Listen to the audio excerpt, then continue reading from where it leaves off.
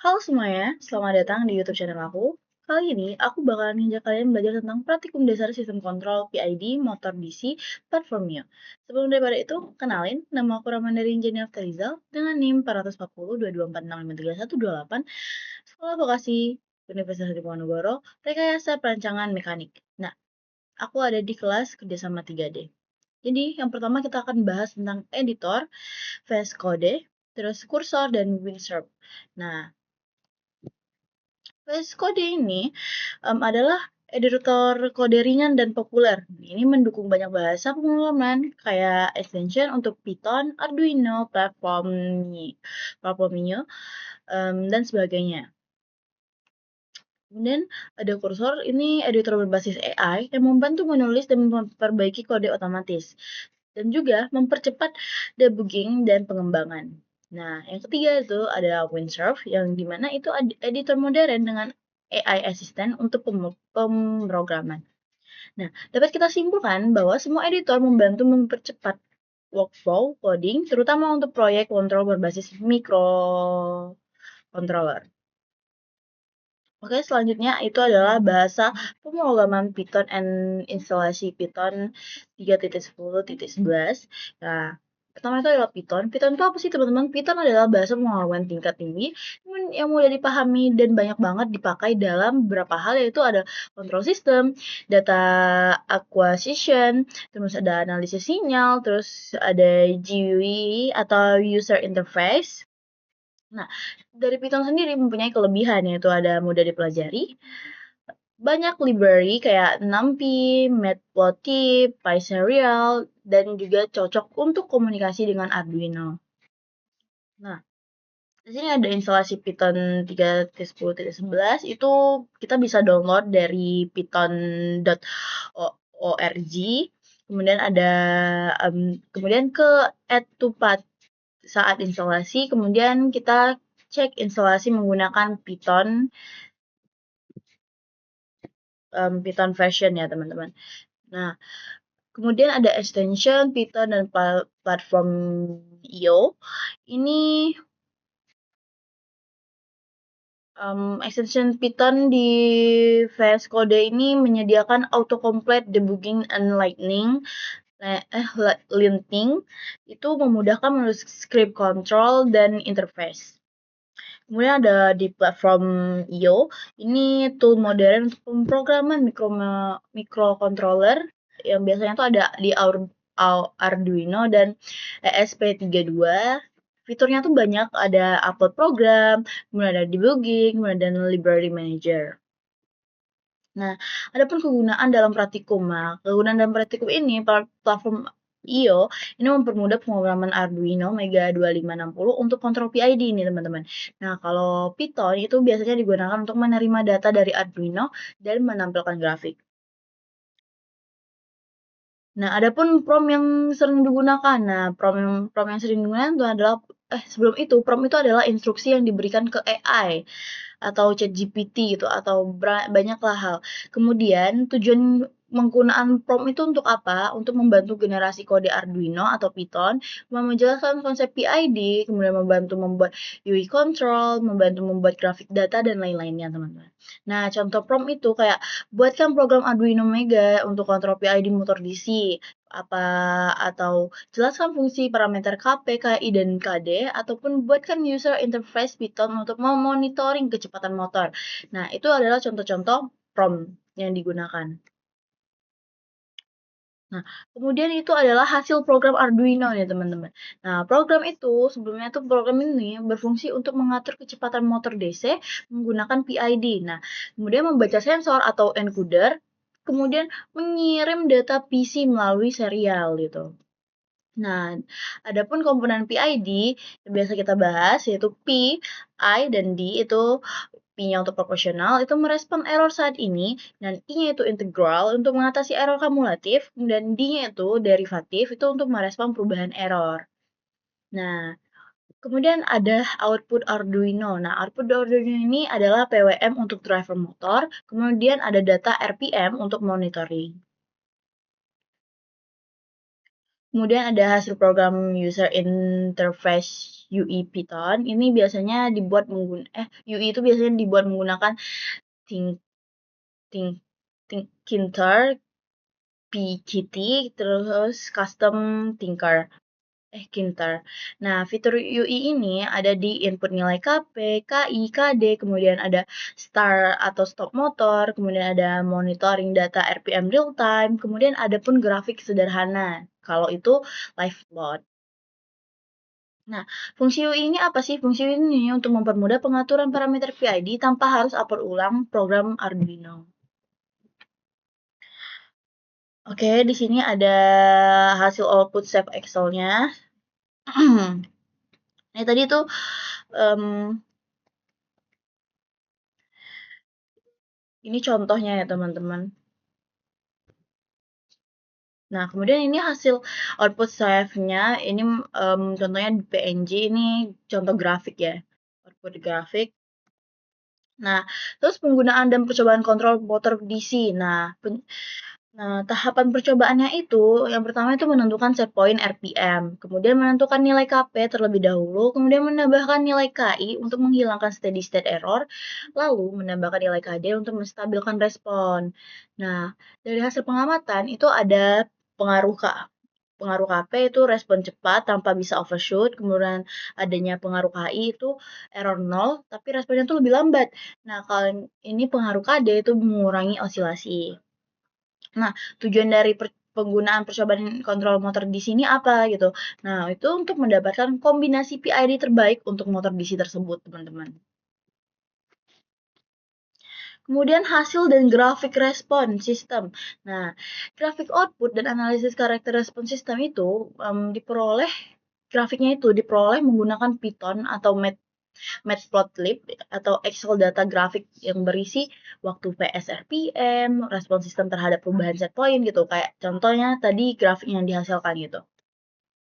Nah, analisis karakteristiknya itu ada rise time ya. Rise time itu untuk waktu menuju 90% dari set point. Kemudian ada overshoot. Nah, overshoot itu puncak melebihi set point. Kemudian ada steady state error, itu selisih nilai akhir. Kemudian settling time itu waktu mencapai kondisi stabil. Nah, berarti dari parameter PI yang tepat menghasilkan responnya itu lebih stabil gitu teman-teman. Lebih stabil, cepat, dan minim error. Baik, selanjutnya aku bakalan tampilkan video cara menjalankan VS atau Visual Studio Code menggunakan MATLAB.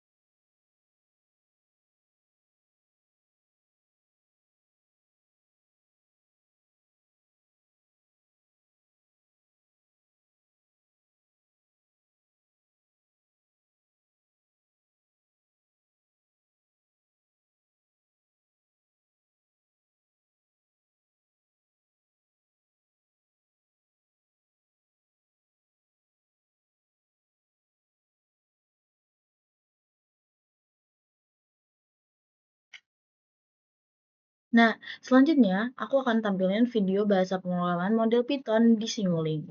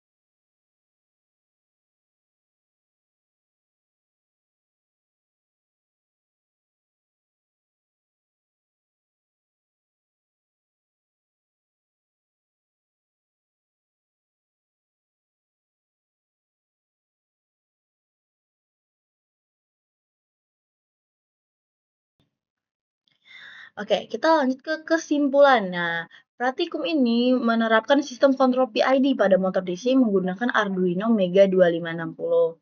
Nah, bahasa pemrograman Python itu yang digunakan untuk komunikasi data dan pembuatan user interface control. Kemudian, editor pemrograman dan extension yang digunakan mempermudah proses penulisan, pengujian, dan debugging program.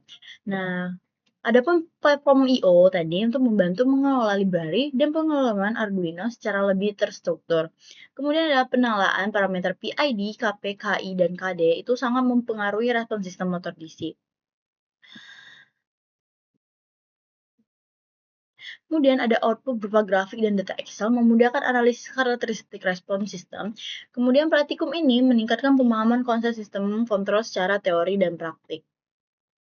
Oke semuanya, mungkin cukup sekian dari aku. Sampai jumpa lagi dan bye-bye.